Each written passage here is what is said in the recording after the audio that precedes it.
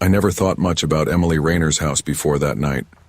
I'd been to sleepovers plenty of times, and I'd walked past her home countless mornings, backpack slung over my shoulder, wishing I had that kind of big porch swing or those white picket fences. But it was one of those places that looked perfect only from the outside. The inside? I didn't know then. I never would forget. It started like any other Friday. School had been draining.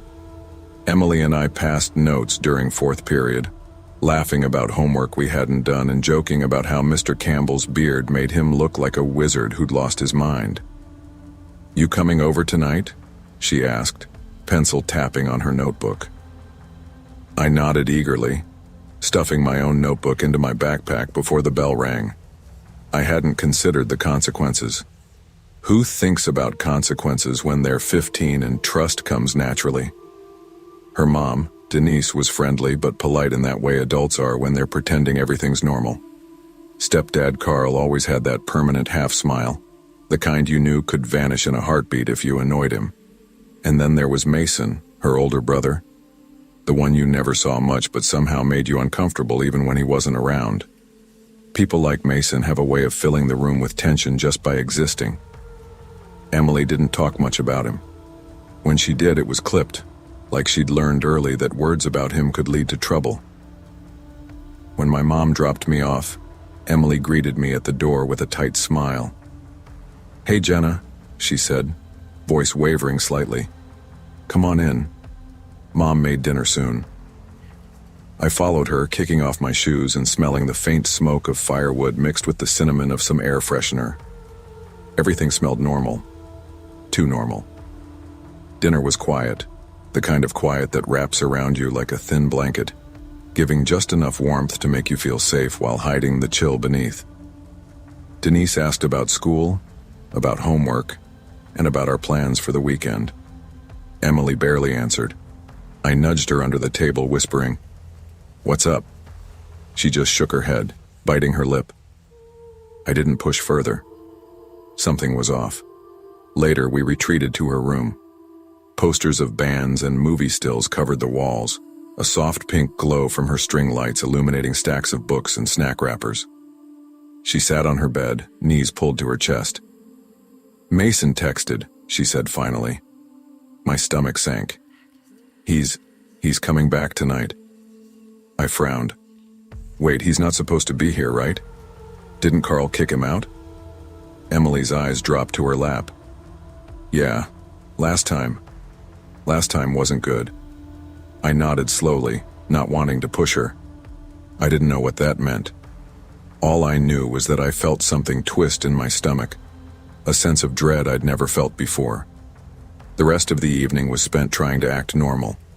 We watched The Conjuring, laughed at the cheap scares, ate chips, but the clock hands moved faster than they should have. The house settled into a quiet rhythm that felt unnatural, like the calm before a storm. Then it came. The slam of the front door. The sharp, sudden sound made me jump. Emily froze, her knuckles white around the blanket she clutched. The next few moments were a blur of muffled voices, sharp words, and a cold realization that Mason wasn't just coming over. He was here to hurt them. I'll never forget the first sound. It wasn't a scream or a crash. It was worse. The unmistakable roar of a gunshot, echoing through the quiet house like thunder in a library. Denise screamed. Carl shouted something I couldn't catch. Then the air smelled metallic and hot. Emily bolted for the stairs. "No!" I grabbed her wrist, yanking her back toward the safety of her room. Her wide eyes met mine, shimmering with fear. "We have to lock the door." I pushed the dresser against it, praying it would hold. The wood creaked under the pressure, groaning in warning. The thud of boots on the stairs was slow at first, deliberate, then faster as Mason climbed toward us. His voice, calm and terrifying, echoed through the hallway. "You think you can hide, Em?" Emily fumbled for her phone, dialing 911 in a trembling whisper. I heard her voice barely carrying over the line. "Please. He's trying to kill us." Mason began pounding on the door. Splinters flew. I grabbed Emily's hand, yanking her toward the window. 2 stories, I hissed. We have to jump. The fear in her eyes mirrored my own. My heart pounded like a drum, loud enough that I felt sure he could hear it. We climbed out onto the porch roof. I landed first, rolling to absorb the impact. Emily followed, hitting the grass hard, breathless. Behind us, Mason leaned out the window, shotgun glinting in the faint moonlight. His laughter carried, twisted and sharp. I wanted to throw up from adrenaline and terror all at once. We ran toward the woods, barefoot, branches slapping against our arms, leaves cutting into our skin. My lungs burned. Every step felt like running toward something unknown. But worse than the dark was the sound of him chasing us, relentless and laughing. Eventually we found a neighbor's cabin, an old man named Mr. Hollis. He ushered us inside, locking the door behind us. My knees gave way. I didn't cry. I couldn't. My chest heaved with raw panic, and yet there was a sliver of relief. We had survived. By the time the police arrived, it was too late for Denise and Carl.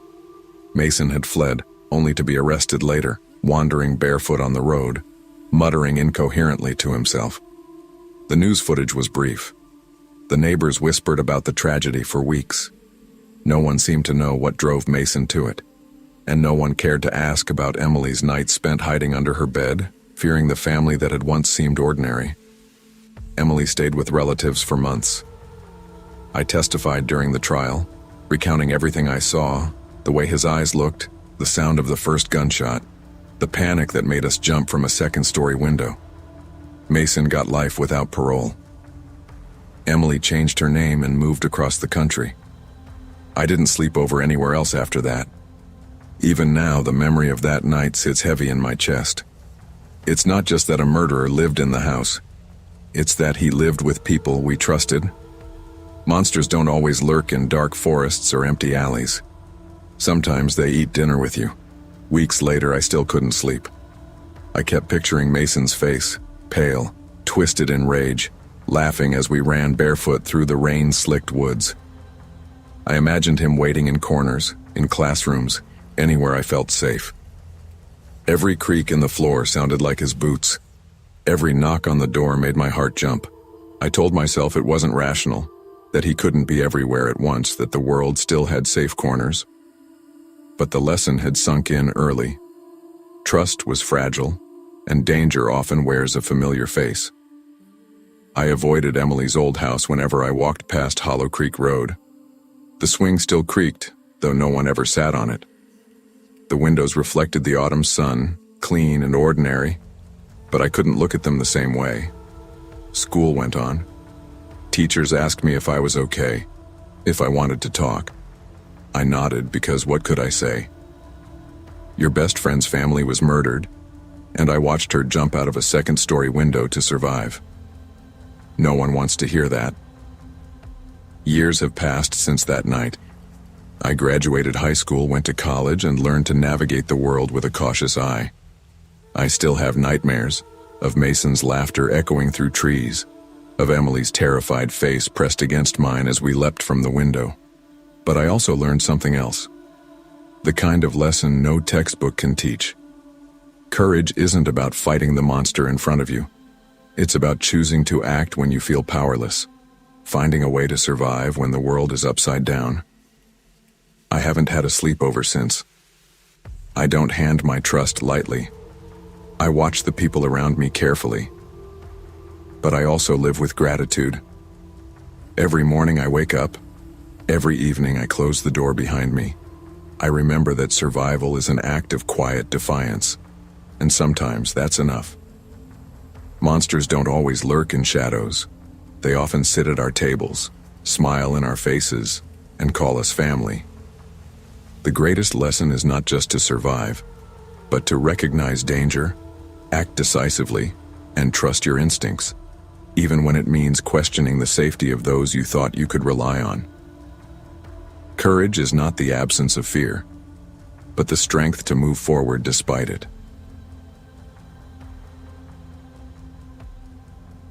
I've always been the quiet one, the kind of kid who watches the world from the edges.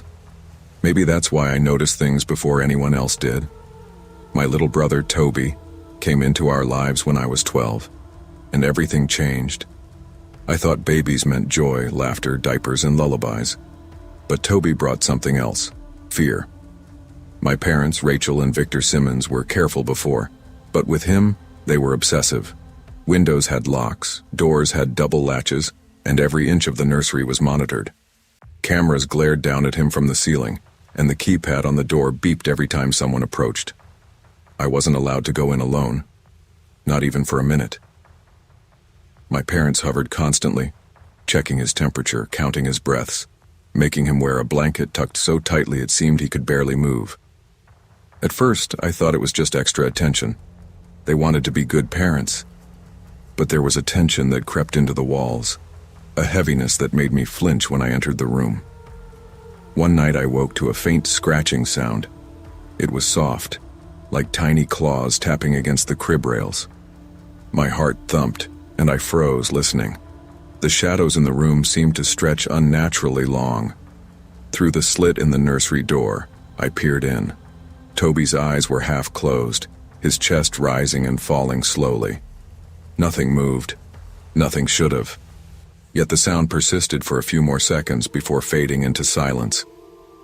Morning came, and I found faint scratches along the crib rails. I asked Toby if he had fallen. He didn't answer. He couldn't. He just stared at me with dull, glassy eyes. I tried talking to my parents. "Mom, Toby has scratches. Did he fall?" Rachel shook her head, her hands trembling slightly as she wiped the crib with a fresh cloth soaked in alcohol. "No, Clara. You don't understand. The world is dangerous. Germs, sickness, intruders, and they're everywhere. You can't let him touch anything. Not yet." Victor's jaw was tight, his knuckles white as he gripped the edge of the crib. "You're too young to help. Stay out." I began keeping notes in secret, hiding them under the loose floorboards in my room. Tiny details, little pieces of evidence that something wasn't right. The scratches, the constant sedatives, the way Toby seemed to shrink under their care. I wrote every observation, every moment that didn't make sense. My parents would never believe me, but maybe someday someone else would. The weeks passed and Toby faded. His skin lost its soft pink glow. His cheeks were pale, almost translucent. He barely spoke, barely smiled. At night, I lay awake, listening to the creaks and murmurs of the house, feeling trapped in the same prison my brother was. And then came the moment I couldn't ignore anymore. I heard it again, scratching, persistent and deliberate, at exactly 2:47 a.m. I slipped out of bed, my heart hammering against my ribs. I knelt by the nursery door and whispered, "Toby, it's me. Come on." For a brief, terrifying second, he blinked, his eyes wide, almost pleading. I unlocked the crib and lifted him gently, cradling his tiny body against mine. He was light, too light, and I realized just how little he had been allowed to move or grow. My parents' obsession had nearly destroyed him. We ran barefoot through the cold, dark hallway, through the front door, and into the biting winter air. I pounded on the neighbor's door until a light flicked on. They stared at us wide-eyed as Toby clung to me, shivering. Finally, someone called 911. That night, the world opened up again, but the fear never left me. The police arrived in minutes, and I found myself repeating everything I'd seen and felt over the past weeks. My voice trembled, and sometimes my words faltered. They wouldn't let him breathe. They gave him medicine. He barely... I don't know. Detectives scribbled notes, asked careful questions, and examined Toby. I watched them, terrified and relieved all at once. Relief that someone finally believed me.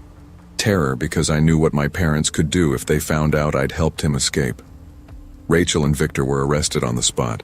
The courtroom later echoed with terms I didn't fully understand: child abuse, unlawful confinement, negligence. But I knew the truth from the start. My parents weren't monsters from fairy tales. They were real people, convinced that the outside world was a threat to the point of obsession. After that, I stayed with social workers, clutching Toby close. He slept through the night for the first time in months. His tiny body finally relaxed. Watching him, I realized how fragile life could be when love becomes suffocating. But the nightmares didn't end. Every night at exactly 2:47 a.m., I'd wake up, heart racing, imagining scratches across the walls, the floor, the crib. Sometimes Toby stirred, eyes opening briefly, only to close again, half asleep. It was as if the fear had become embedded in him, a permanent echo of what he'd endured. School became strange. Friends whispered about my parents' arrest, but no one really understood what had happened. I tried to explain, but their eyes were filled with pity, not comprehension. Nobody knew the careful, terrifying rhythm of our house, the way our lives had been controlled down to every breath, every small motion. I began writing again, filling journals with every memory, every sound. Every detail mattered. I had to prove to myself that I wasn't imagining it, that the terror had been real. One afternoon, the social worker, Mrs. Henderson, brought Toby and me to a park. I'd never been allowed to take him outside alone, never allowed to let him feel the grass beneath his tiny hands. I set him down carefully, and for the first time he crawled freely, laughing softly. Sunlight fell on his hair, on his cheeks, and I felt a weight lift from my chest. He was alive, really alive, in a way he hadn't been in months. But still, shadows lingered. When I closed my eyes, I could see the nursery door, hear the whispering, feel the tight grip of my mother's hands. I wondered how normal families could live so freely, and I feared that I might carry this fear forever. Days turned into weeks, and Toby regained strength slowly. His laughter returned, faint at first, then louder, more confident. I could finally see him as my brother, not a fragile object to protect or mourn. But the house, our home, stayed empty and hollow. I returned to pack my things, sorting through the memories of walls that had watched, ceilings that had listened. Every photograph on the walls, every toy, every notebook felt like a part of a story I wasn't allowed to tell before. Victor's office, lined with monitors, computers, and cameras, became a symbol of control. I could finally walk through it without fear, though every keyboard stroke and camera lens haunted me in memory. Rachel's bedroom smelled faintly of disinfectant still. The vials she had hidden under her pillow were gone, replaced by official evidence bags. Social services arranged for me to live with my aunt in Bentonville, Arkansas. It was a small town with wide streets, tall trees, and a neighborly feeling I hadn't known in years. Toby and I adjusted slowly, learning that life could be simple, that love could be gentle. But some nights, silence fell heavy. I woke at 2:47 a.m., heart hammering, imagining scratches across the walls of a nursery that no longer existed. Toby would stir, and I'd breathe slowly, reminding myself, he was safe. I was safe. The most difficult part wasn't escaping the house. It was escaping the memory of control, the subtle terror that had been drilled into our lives. I realized that fear, when compounded over months of whispers, locks, and obsession, could feel permanent. Therapy helped, slowly. I learned to articulate the fear that had become second nature. Toby began talking more, expressing anger at his parents in ways I hadn't thought he could. We shared whispered conversations late at night about everything: the past, the strange rituals, the vials of sedatives, the hours of obsessive monitoring. I realized I wasn't just afraid of my parents. I was afraid of myself, afraid I might have accepted their rules without question. That fear had been normalized.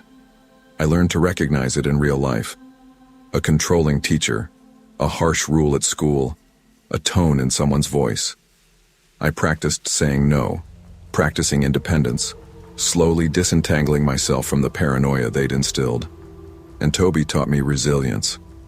His tiny hands, once fragile, now held mine firmly. His laughter, once muted, now filled rooms. He reminded me that life could grow again, even from the tightest cage. Years later, I still remember that night we ran through the snow. I remember Toby's weight in my arms, The pounding of our hearts, the cold against our bare feet. I remember the police taking my parents away, their faces tight with anger and disbelief, their world unraveling around them.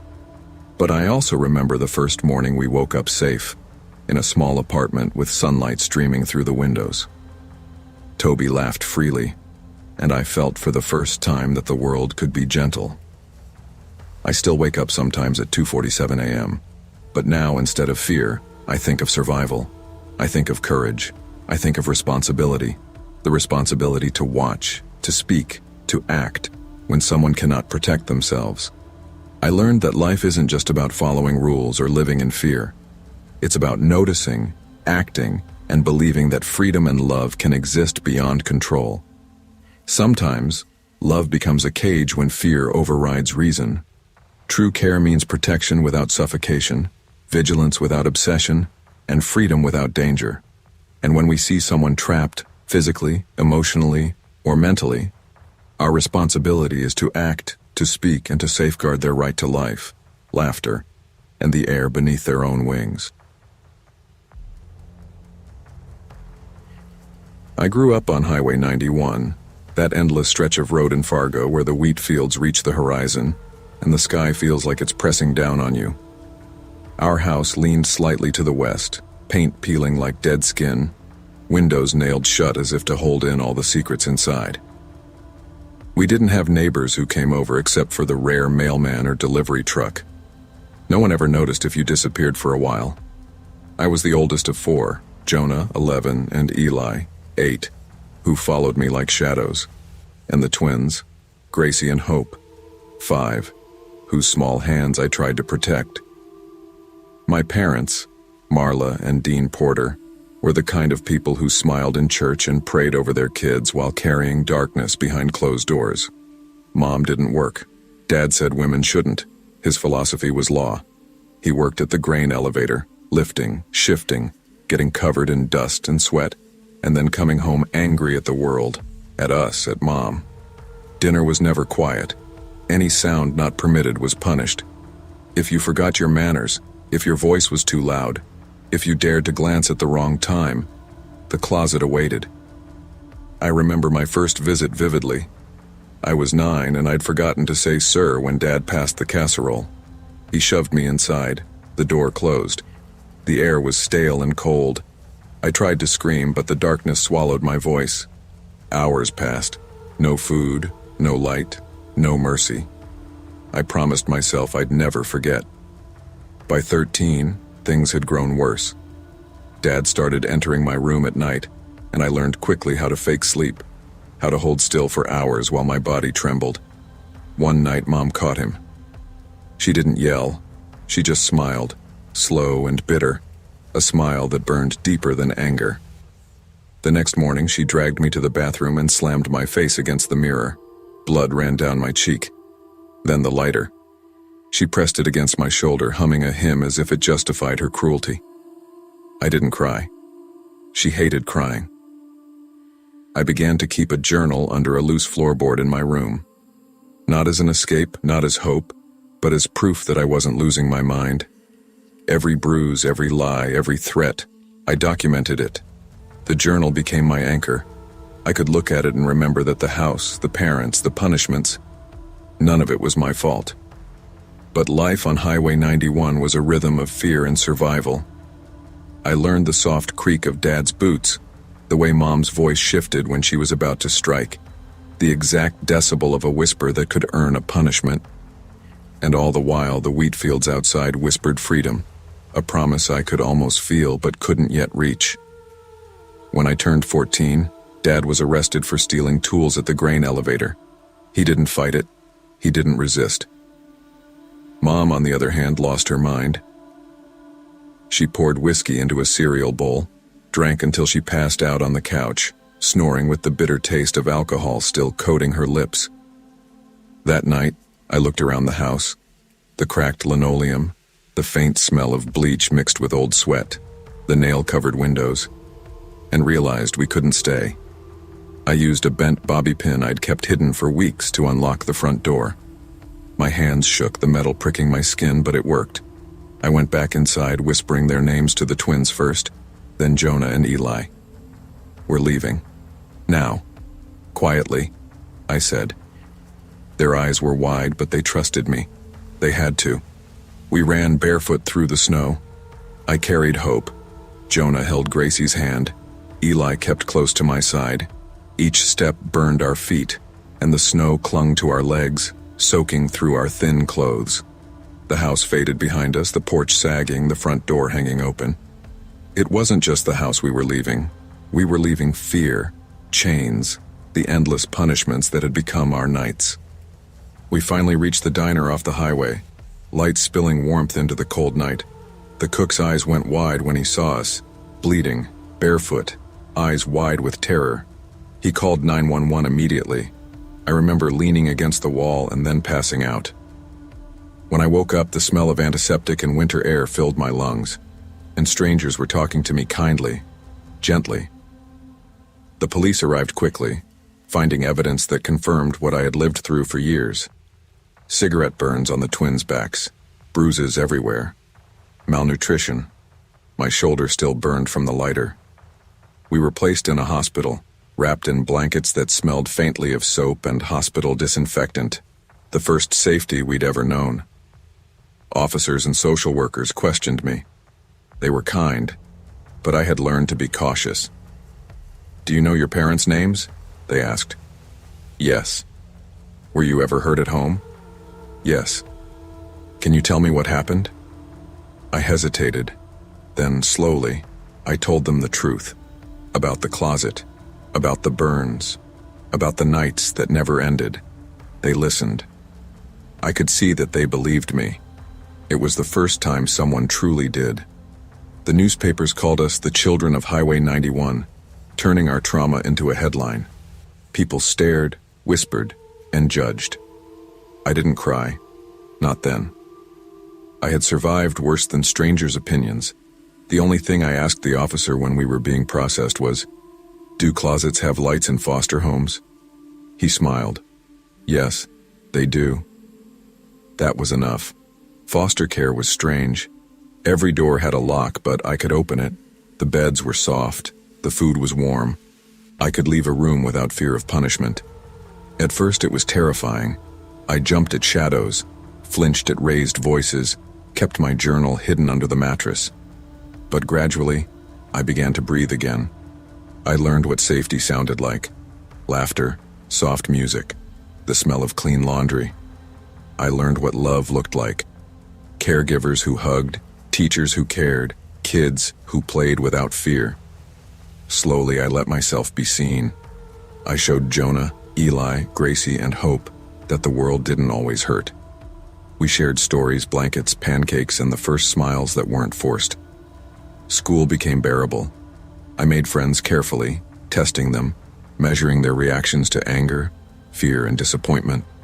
I had to learn trust one person at a time, but I also learned resilience.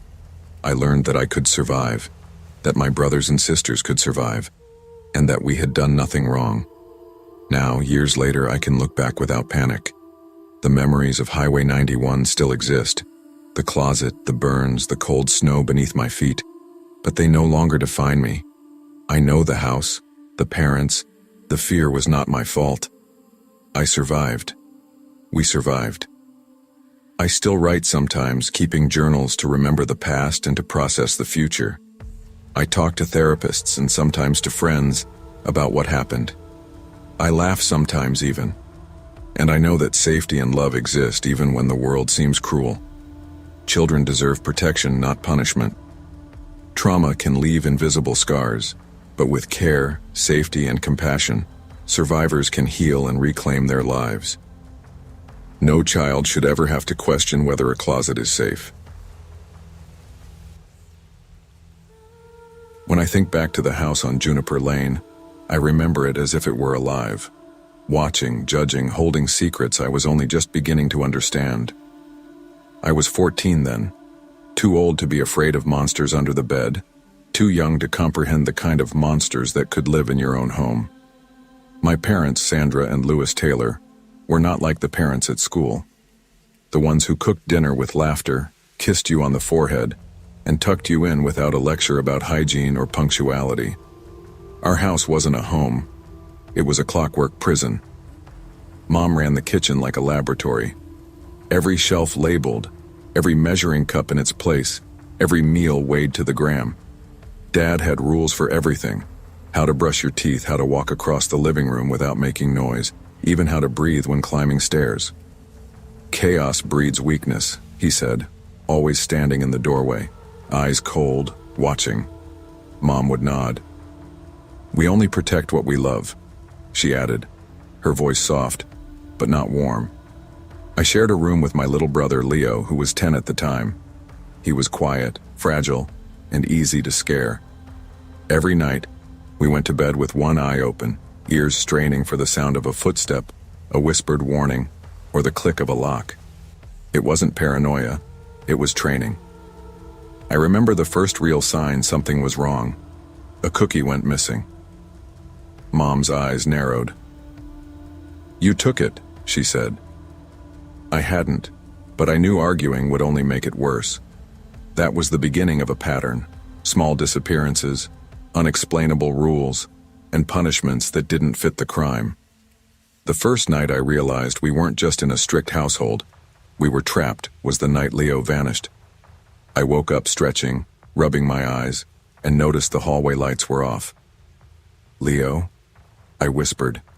Nothing. I called again. Silence. My stomach sank.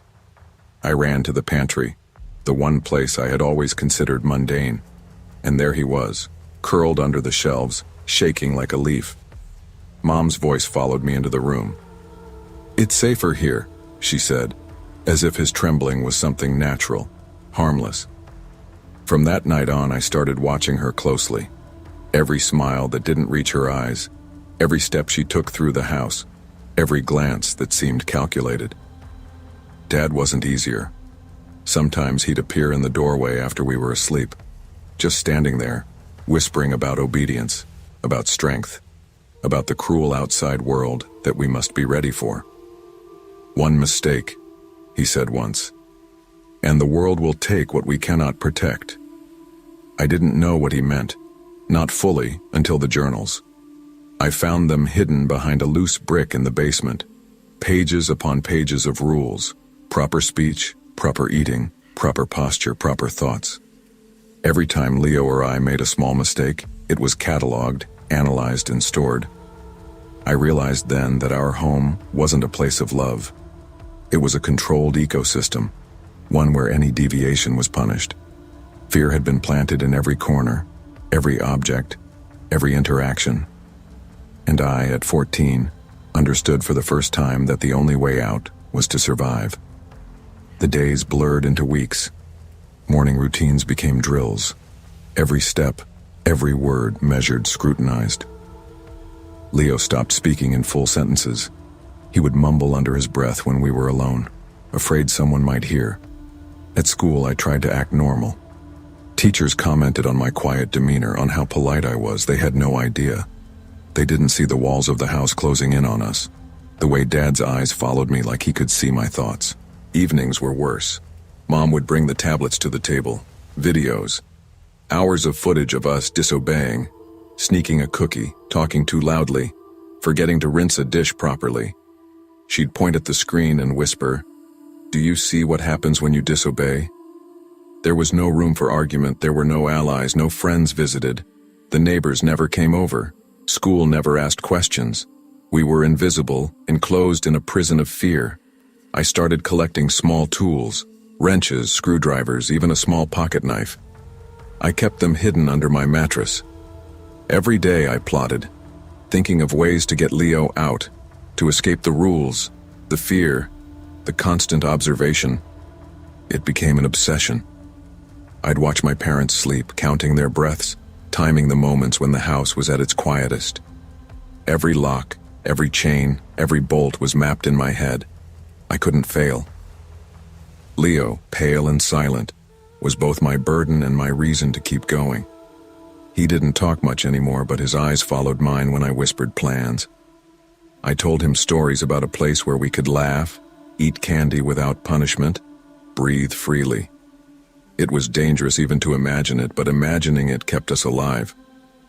One night I caught Dad moving the pantry lock one click tighter.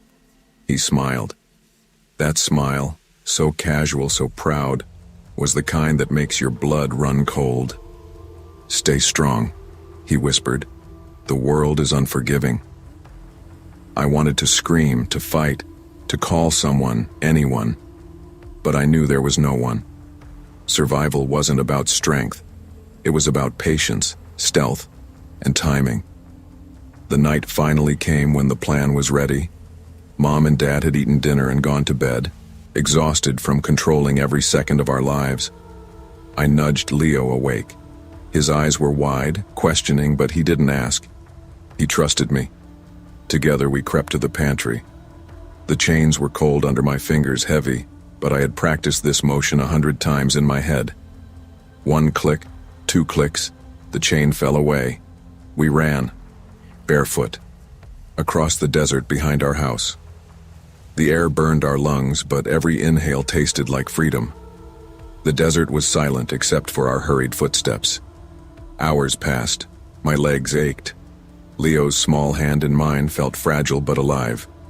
Finally, a hiker spotted us, called the authorities. Mom and Dad were arrested, muttering about protection, love, rules, and obedience. We were placed in foster care. The pantry was emptied, journals burned. The world felt enormous, terrifying, and beautiful all at once. For the first time, I understood what it meant to breathe freely, to choose, to live. But even in the safety of our new home, I sometimes dream of the locks clicking behind me and wake gasping, heart hammering. The fear doesn't leave immediately. Life in foster care was hard in ways I didn't anticipate. I had to navigate rules that were different, confusing, sometimes arbitrary. The other kids didn't understand my silence, my obsession with order, my fear of loud laughter. But Leo and I had each other. We whispered plans of normalcy late at night, sharing dreams of ice cream, late-night movies, and no chains. Moments of normalcy became treasures. A walk through the park, the warmth of the sun on my face, even small jokes exchanged with strangers. But the memories of our old life lingered. Every sound of a chain rattling, every shadow moving across a hallway wall, made me tense. Trauma had a way of following us, even into the bright safety of freedom. Over time, we adjusted. Therapy sessions helped me untangle fear from reality. Leo laughed more freely now, though he sometimes glances at closets, afraid of shadows. I learned that survival doesn't always require obedience. Sometimes it requires courage, planning, and the willingness to leave behind what you once knew as home. The house on Juniper Lane still haunts my dreams, but I no longer live in fear. I learned to trust myself, to believe in my instincts, to protect my brother in ways that matter. True safety and growth cannot come from control or fear. Love without freedom is suffocating, and survival sometimes demands the courage to escape even those we once trusted. Real strength lies not in obedience, but in choosing life, hope, and freedom. I always thought art was supposed to make you feel something beautiful, like sunshine through a window or the smell of wet clay after a spring rain. But in my house, art was a weapon. My mother, Victoria Whitlock, called it discipline. Every afternoon after the bus dropped me off, I climbed the creaky stairs to the top floor of our old Eugene townhouse. The air up there smelled like turpentine varnish and the sharp bite of paint thinner. My mom stood at an easel, wearing paint-smeared clothes and a glare that could cut through steel. "You will create perfection," she said, voice tight like a drum, "or you will understand consequences." Dad, Martin, worked the night shift at a factory. He didn't interfere with our lessons. Mom said he was weak, and I think he agreed.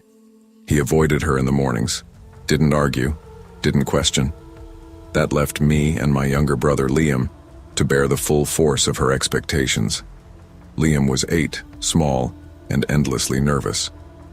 We shared the studio, sitting side by side on paint-stained stools, hands stiff with the cold of the floorboards, paintbrushes clutched like lifelines.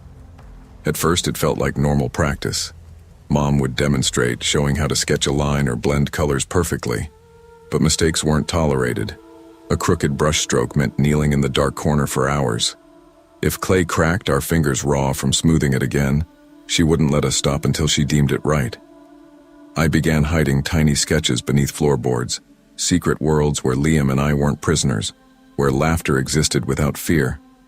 The walls of the studio were covered with her art, portraits of neighborhood kids drawn with exaggerated terror in their eyes. She didn't ask permission, didn't care about consent. They were her experiments, her punishments immortalized on canvas.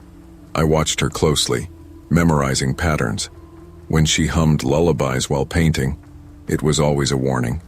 When she whispered compliments, it was a trap. One evening, my curiosity pulled me toward a false cabinet in the corner. I discovered a hidden room behind it.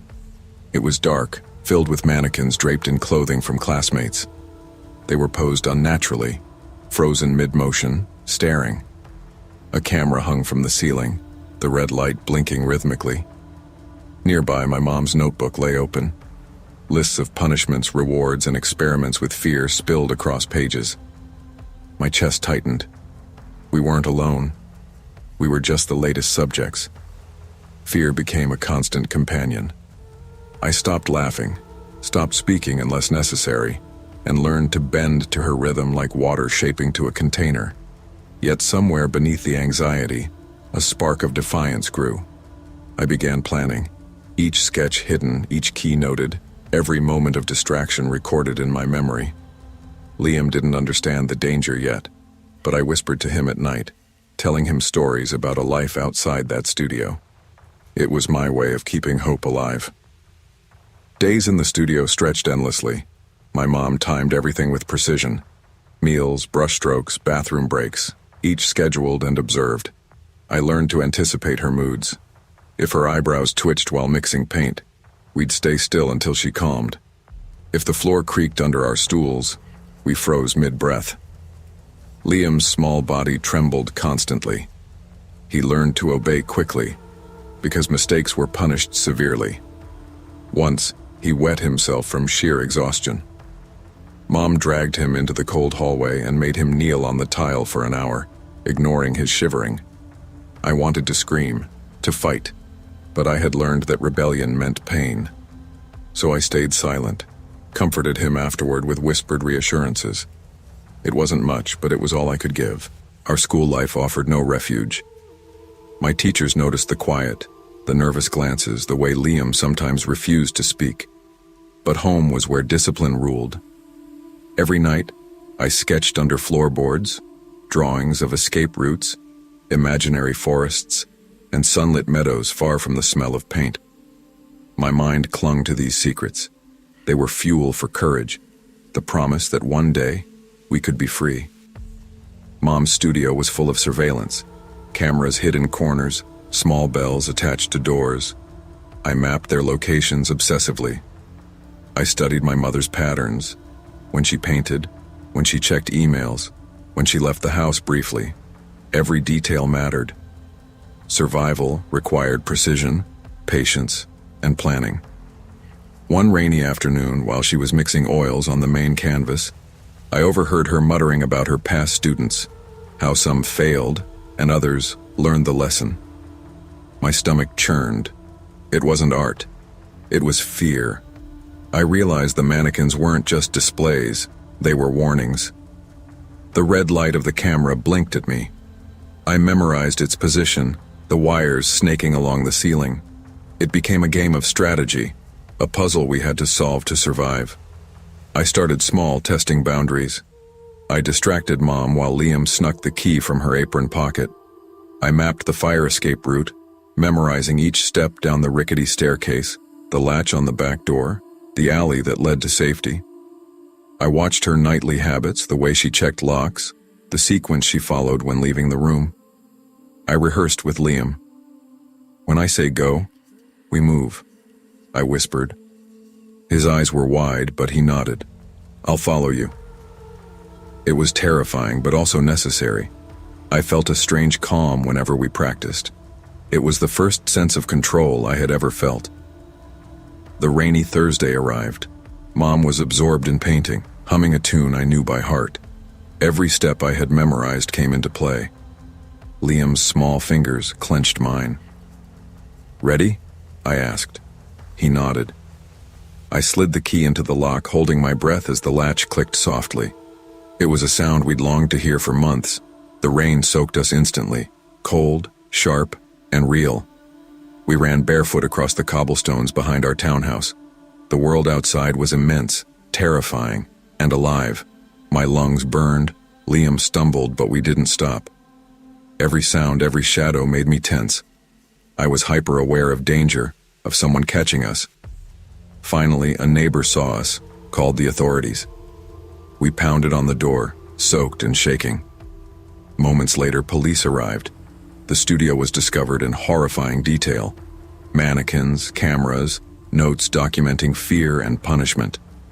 My mother claimed it was art, a pursuit of perfection, but the officers saw the bruises, the malnourishment, the terror in our eyes. She was arrested on the spot. Liam and I were placed in foster care.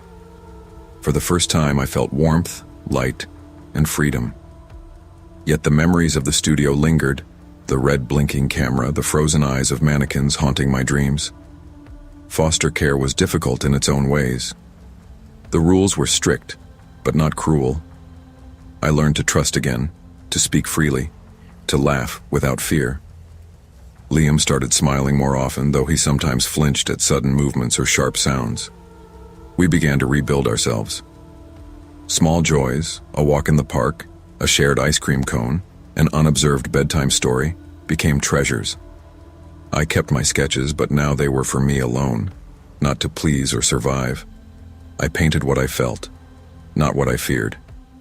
Even now, years later, I sometimes dream of the studio, the red blinking camera, the mannequin's eyes staring. But I remind myself that art is supposed to inspire, not terrorize. I survived, and I learned that courage and hope are stronger than fear and control. True creativity and growth cannot thrive under fear and punishment. Love, art, and life require freedom, patience, and kindness. Courage is the key to escaping oppression and reclaiming your own story. I was 12 when the knocking started. 3 soft taps, always the same, always around 2:30 a.m.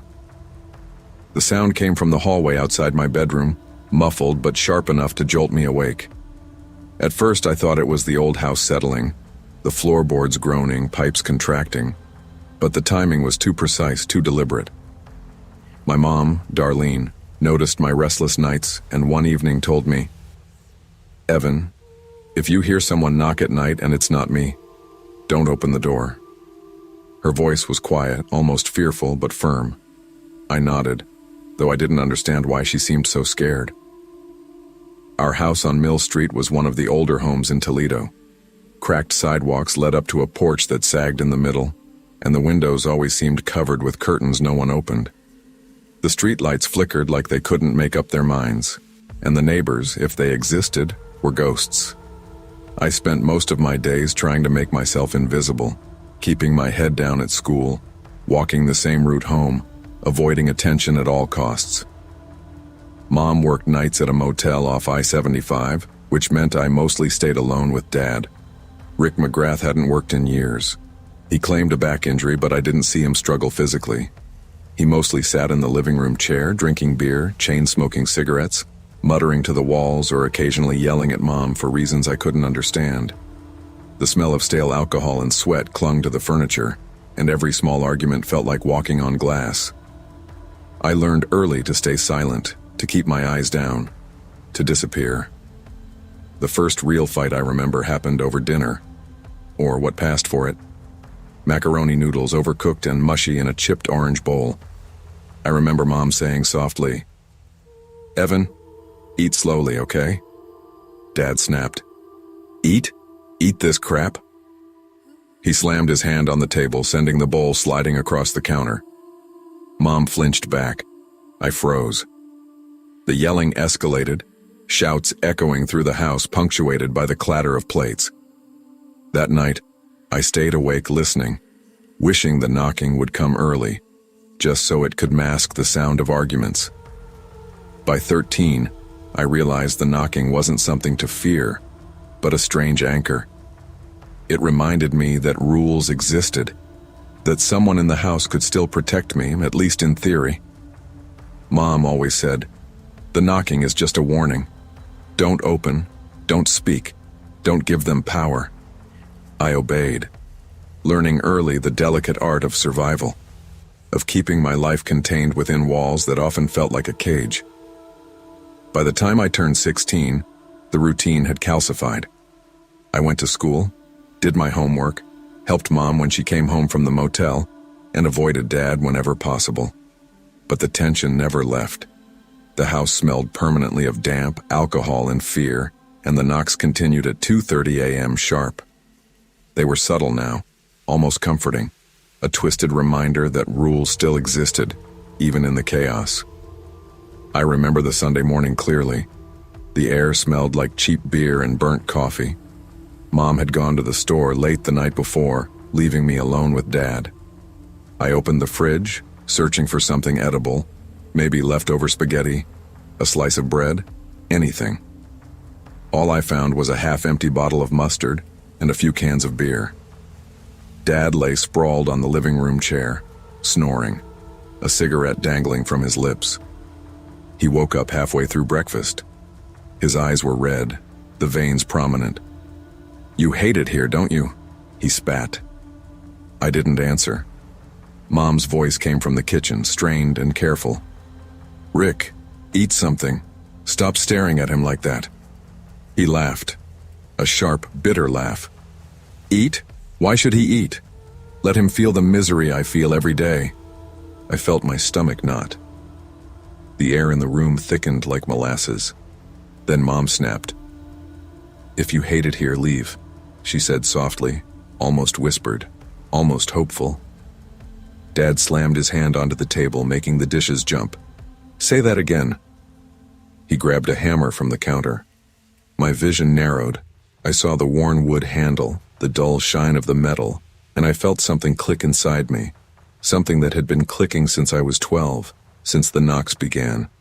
I don't remember the decision forming. I only remember the sound, sharp, like cracking ice.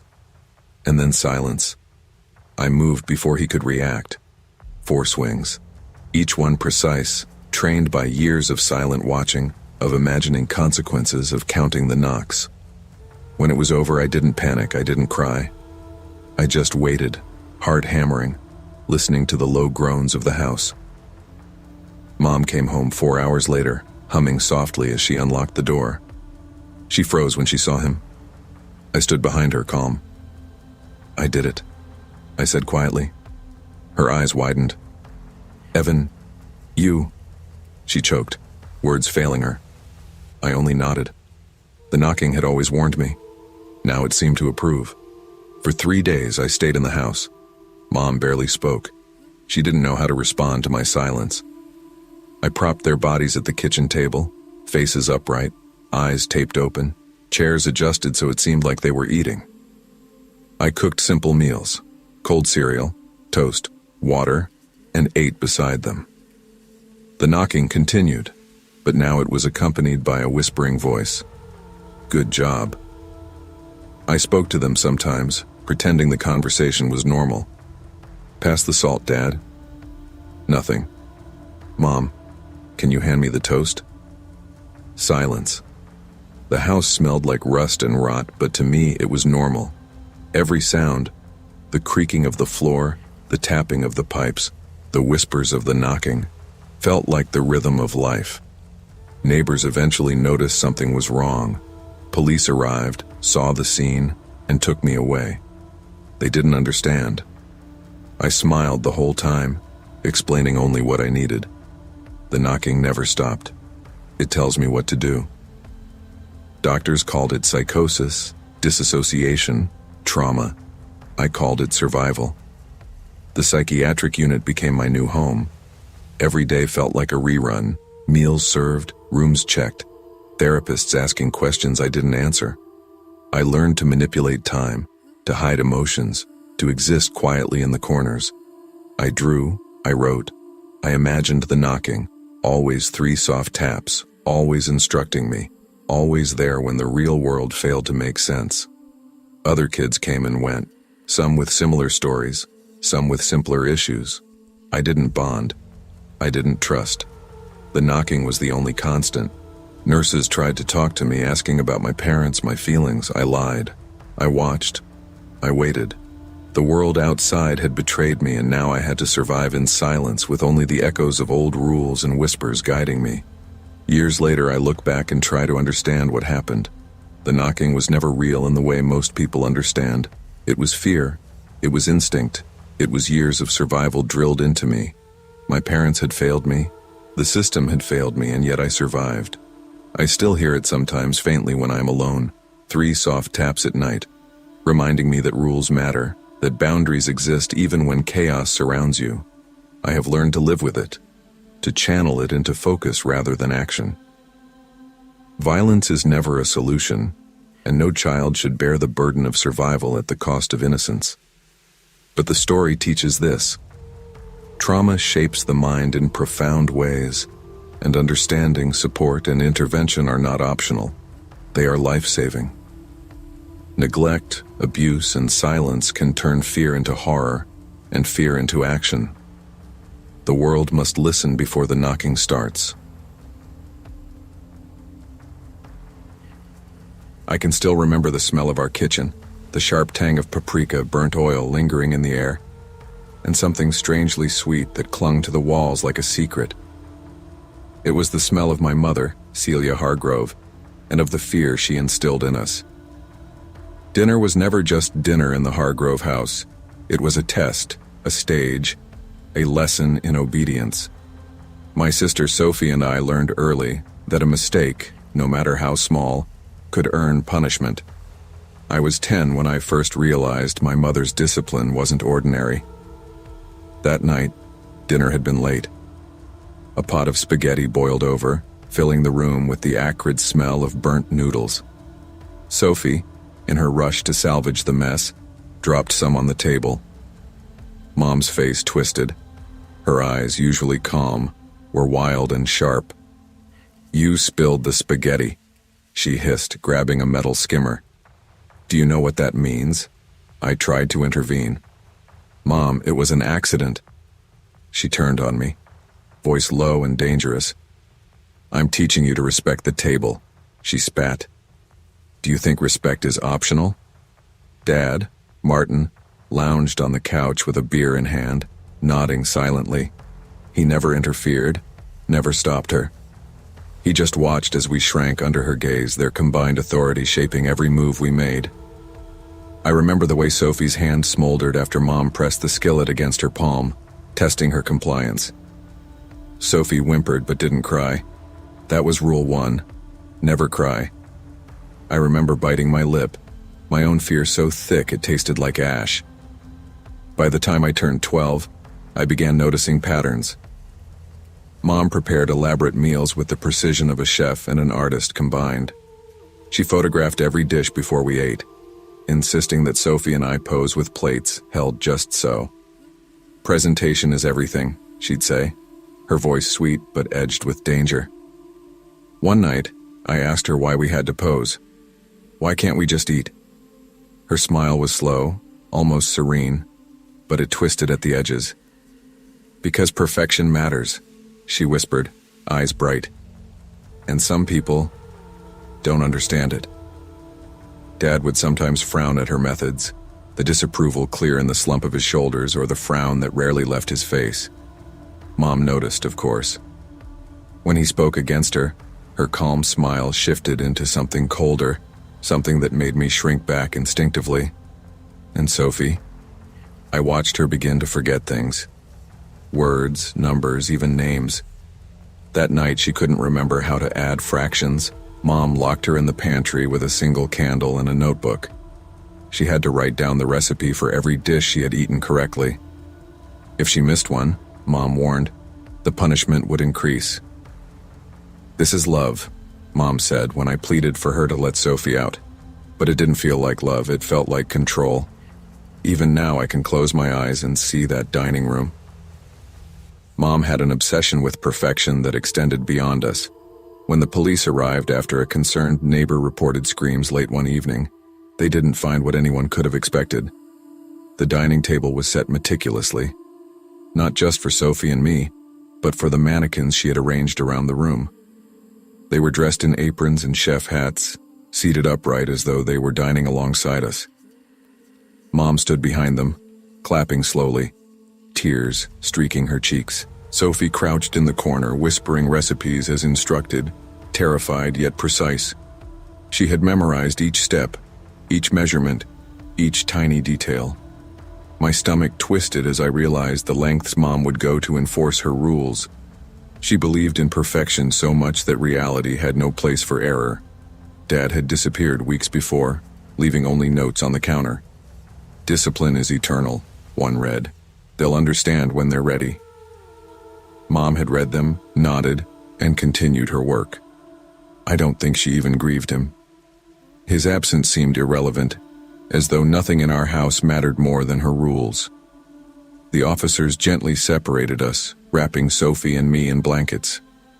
I remember Sophie's pale face, her fingers trembling, her hands still trying to arrange invisible dishes in proper order.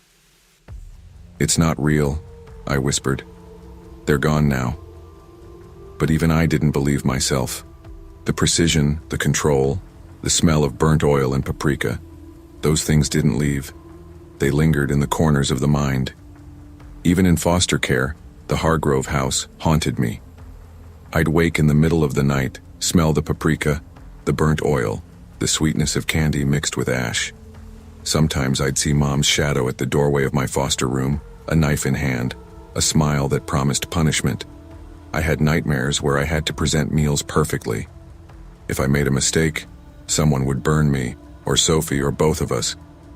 I would wake sweating, clutching the sheets, trying to convince myself I was safe. But the fear was a stubborn companion. Therapy helped, but slowly. I began to realize that my mother's obsession was never about food, never about manners. It was about power and control. Every perfect dish, every photograph, every whispered rule was a chain that bound us to her will. Sophie recovered gradually, though she struggled with memory gaps and anxiety. I protected her as best I could, sometimes pretending to be stronger than I felt. I became vigilant, watching every movement, noticing patterns, memorizing locations of dangerous objects. Fear had taught me awareness, if nothing else. Years passed. Sophie and I adjusted to our new lives in foster care, in a home where meals were normal, where we weren't constantly tested. My nightmares became less frequent, though the smell of paprika would occasionally bring tears to my eyes. I learned to speak up, to recognize when authority becomes abuse, and to advocate for myself and others. School became a place of discovery rather than survival. Friends didn't expect perfection. They expected honesty and kindness. That was a strange, wonderful freedom. Mom remained in prison, her obsession with perfection intact. News articles detailed her crimes, the mannequins, the recipes, the cruelty. Even from afar, she retained her power over the memory of our childhood. But Sophie and I were no longer victims in her house. We were survivors. Now I'm 14, and I can cook without fear. I can eat without trembling. Sophie laughs freely, her hands no longer shaking when she sets a table. We still talk about the past, gently, carefully, understanding that fear shaped us, but it doesn't define us. Sometimes, when I close my eyes, I smell the paprika, and I see Mom's shadow, hear her whispers, but I remind myself, we survived. We're allowed to be imperfect. We are allowed to make mistakes. And more importantly, we are allowed to live. I've learned that control is never love. Love allows mistakes, nurtures growth, and sets boundaries that protect rather than punish. I carry that lesson with me every day, ensuring that Sophie and I will never again be trapped by fear masquerading as care. Perfection without compassion is cruelty. True love nurtures and protects without control, teaches without fear, and allows mistakes without punishment. The greatest gift we can give is freedom. The freedom to grow, to err, and to live without chains of fear. When we first moved to Willow Creek Lane, I knew something had shifted in the air. The house was old, all creaking floors and drafty corners, the kind of place where shadows didn't behave. Mom, Patricia, had lost her job at the bakery, and Dad, Greg, spent hours tinkering with garage doors and ancient radios in the garage. He would disappear for long stretches, muttering to himself or to the tools, and sometimes I caught him staring into corners where no one stood. I was 13, the oldest of 3, and immediately felt the weight of responsibility. Max, 9, and Oliver, 7, looked to me for guidance, though they didn't know what guidance even meant in a house like ours. Mom had a way of making us afraid of everything. "For your own good," she'd say, voice calm but firm. And for a while I believed her, because she was all we had. Dinner was quiet, too quiet. If we laughed or even spoke above a whisper, she would drag us upstairs to the thinking room. It had no windows, a single chair bolted to the floor, and walls lined with photographs of children I didn't know, pale faces frozen in expressions of obedience. "We must learn to control chaos," she said each time she shut the door. I learned quickly to move silently through the house. Every creak, every whisper from the walls, every shadow was a potential danger. Sometimes I heard footsteps when no one was there and Dad muttering to corners in the kitchen. I tried to convince myself it was imagination, but deep down, I knew something had gone horribly wrong. One afternoon, Max disappeared. I searched every room, panicked, before finally finding him in the crawl space under the living room. He was curled into a ball, rocking back and forth, pale and shivering.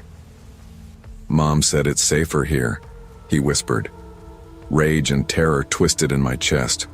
My little brother had been hiding for 2 hours, thinking it would protect him. That night, Mom locked all the doors and boarded the windows. She paced the living room, whispering about men who take children. I didn't understand then that she meant us, that the danger she claimed to protect us from was mostly imaginary, and that her real obsession was control.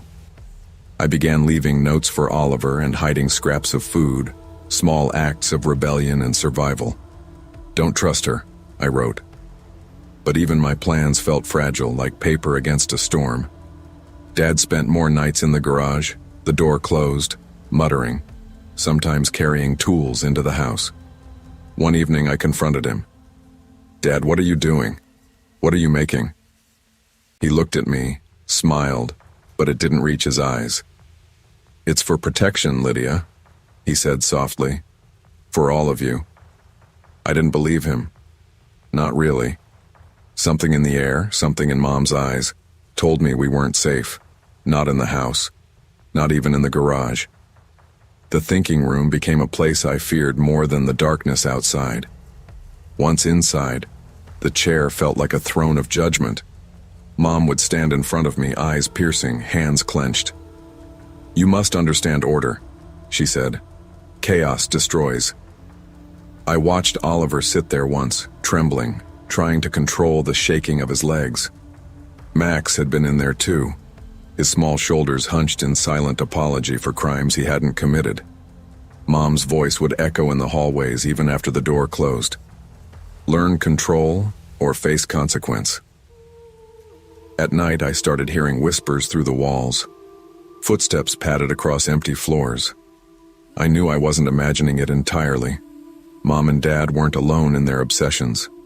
The house had absorbed the tension, the fear, and it whispered it back at me when I least expected it.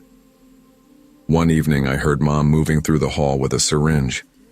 My heart froze. "They won't know fear until they feel it," she whispered to herself. My stomach twisted. She wasn't protecting us from the world. She was protecting herself from our freedom, from our independence, from our small acts of self-determination. I realized then that we had no allies in that house. Dad's muttering and tools meant nothing. He had long surrendered his conscience to Mom's will. I had to be the one to save us, to see the danger clearly and act. By now, hiding and planning had become second nature.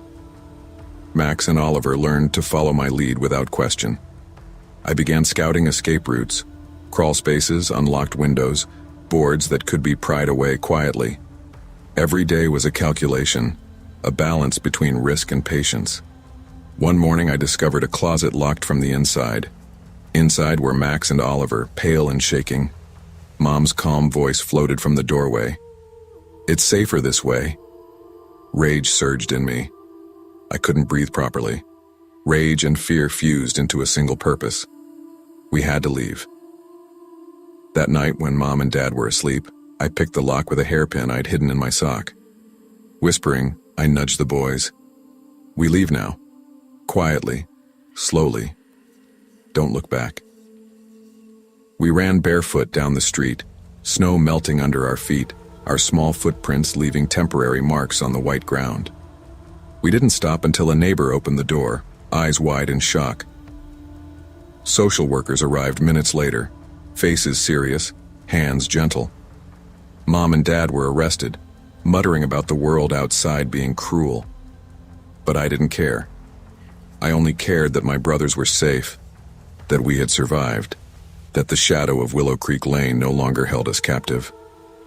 Foster care wasn't easy. Max and Oliver were terrified of strangers, of authority, of normality itself. Every raised voice made them flinch. Every closed door made them tremble. But I stayed by them, holding their hands, whispering that we were free, that we didn't have to be afraid anymore. Therapy helped, gradually. I learned to identify my own fear. The way it twisted decisions made me doubt myself. I realized that Mom and Dad had weaponized their anxiety and turned it into oppression. The world wasn't cruel in the same way they believed. It was simply indifferent, and we had been denied the chance to live freely. School became a sanctuary. I learned to smile, to laugh, to participate without fear. My brothers slowly followed, trusting me to navigate these new, ordinary landscapes. We could play outside, go to friends' houses, and feel sunlight on our skin without it being a prelude to punishment. Years later, I still remember the cold of that winter night, the feel of snow melting under my bare feet, and the pounding of our hearts as we ran toward freedom. Max and Oliver laugh more freely now. I've learned that fear, once learned, lingers, but it doesn't have to define me. The house on Willow Creek Lane remains empty in memory, a place that no longer controls us. But I carry the lessons it taught me: vigilance, awareness, courage. Most importantly, I learned that children deserve freedom, and that protecting them doesn't mean imprisoning them in fear. I've grown older, and I cook with confidence, laugh without hesitation, and speak without trembling. The shadows sometimes linger in the corners of my mind, but I remind myself, we survived, and surviving means living. Real love allows mistakes, allows freedom, allows life. Fear disguised as protection can be as dangerous as any real threat. True care nurtures without control, teaches without terror, and allows growth without imprisonment. The greatest act of love is letting someone live, free from chains of fear, and guiding them safely into the world. When I think back to my life before escape, I remember the smell first: stale coffee, a little burnt, mixed with the tension that hung in the air like fog. My little sister Tessa and I lived in a house that felt alive with rules, a house that measured our every move. Mom, Elaine, and Dad, Roger, weren't cruel in the normal sense. They weren't monsters with fangs or claws. Their cruelty was quieter, more precise. They believed in perfection, in control, in shaping us into obedient little soldiers. At first, the punishments were subtle. Mom would glare when we weren't chewing properly, sigh loudly if our backs weren't straight. But the quiet escalated into yelling, objects flying across the room, slammed doors, broken plates. Dad, sometimes silent, sometimes loud, enforced his own brand of discipline. If we didn't comply perfectly, he would slap, scold, and lecture us about respect. Tessa was 8, soft-spoken, quick to cry. I was 12, protective by nature, terrified by design. Mom treated our dinner table like a military drill. Carrots in straight lines, green beans beside them, counted, measured. Silverware aligned as if a general inspected the troops. A single grimace, a laugh too loud, a breath taken incorrectly. Any of these could send you to the quiet room. I remember the first time Tessa was sent there. She hadn't noticed a carrot had rolled over a line. Mom's voice thundered, sharp and precise. Quiet room. Now. Tessa blinked, wide-eyed, and I knew we'd been marked. That small closet, lit by a single bulb, became the embodiment of fear. She cried quietly, head against the mattress, waiting for permission to exist again. Dad sometimes encouraged Mom quietly, whispering about making us perfect, teaching us obedience before thought. I wanted to scream, but the walls of the house were full of eyes, even invisible ones, I swore. And shouting meant punishment, escalation, consequences. Weeks passed, and we became shadows of ourselves. I memorized routines. When Mom went to the bathroom, when Dad napped, when the lights flickered or the oven clicked. I memorized patterns because survival depended on prediction. Every footstep was measured, every movement calculated. One night, it all came to a head. I had reached my limit. Mom's hidden camera had recorded us for weeks, and she replayed it obsessively, criticizing our faces, our expressions, our every reaction to food or silence. I realized then that no one outside mattered. The neighbors, the school bus, the outside world. None of it existed in our reality. Only obedience did. The longer it went on, the more precise everything became. Mom labeled the cabinet shelves, measuring the distance between plates. She made us arrange our rooms with military precision. Dad would inspect, nod, or slap if we failed. I began tracking the tiny cracks in their routines. Mom had a way of making even breathing a lesson. If we breathed too quickly while eating, she would lecture us about control. "Your faces will reflect obedience," she said once, pointing at Tessa and me with a knife-edge tone. I started thinking about ways to fight back, but planning was delicate. Any mistake, any whisper of a plan discovered, could end us. Tessa became my shadow, clinging to me as I devised our survival strategies. I hid tools and small objects from the garage, imagining one day we might need them. One afternoon, I snuck into the living room, glanced at the hidden camera Mom had installed behind a vase. I traced the wires, memorized the angle, imagined unplugging it. The house had to be watched constantly. That was the only way to be safe. Understanding every hidden eye, anticipating every threat. By now the quiet room had become a symbol, a looming reminder of obedience. Every trip there reinforced that fear was the most effective weapon. Even small mistakes mattered. I couldn't let Tessa make them. Weeks of observation led to a plan. I gathered courage I didn't know I had. Tessa and I waited until Mom and Dad fell asleep, their snores deep and steady. The hammer I had taken from the garage felt heavy in my hands, a symbol of our possible freedom. We crept through the hallway, moving like shadows ourselves. Tessa clutched my hand, breathing shallow, trusting me completely. I tied Mom and Dad to chairs in the kitchen quietly, ensuring they couldn't reach phones or keys. Mom woke first, screaming, but I held fast. Dad stirred, tried to grab his phone, but the hammer stayed firm in my grip. The night stretched, taut with tension. Their angry words and accusations were meaningless in the cold glow of our decision. We were taking our lives back. Every scream, every thrash was just sound now, powerless against the will of children who had learned to endure and plan. By morning, they were restrained, mumbling about discipline and love. I looked at Tessa, saw her trembling but proud eyes, and knew that we had crossed the line from fear to action. We dragged them outside, the neighbors staring wide-eyed as our parents struggled against their bonds. Calls were made. The cops arrived, shaking their heads at the situation. No real danger existed, only the evidence of a household run by obsession and fear. Tessa and I said nothing, simply walked away. For the first time, we ate without fear. Plates clattered harmlessly. Silverware was used without strict alignment, and laughter came naturally. The foster care system embraced us cautiously, teaching us routines of safety rather than control. I began noticing the small joys: unstructured mornings, imperfect meals, voices that weren't reprimanding. We learned to trust our senses in each other. Slowly, the chains of obsession loosened, replaced by guidance and care. Even now, years later, the memory lingers.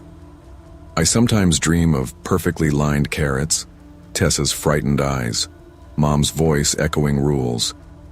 But waking life has taught me a different lesson. Fear may shape us, but it does not define us. We learn to laugh without warning, to eat without measurement, to sleep without locks.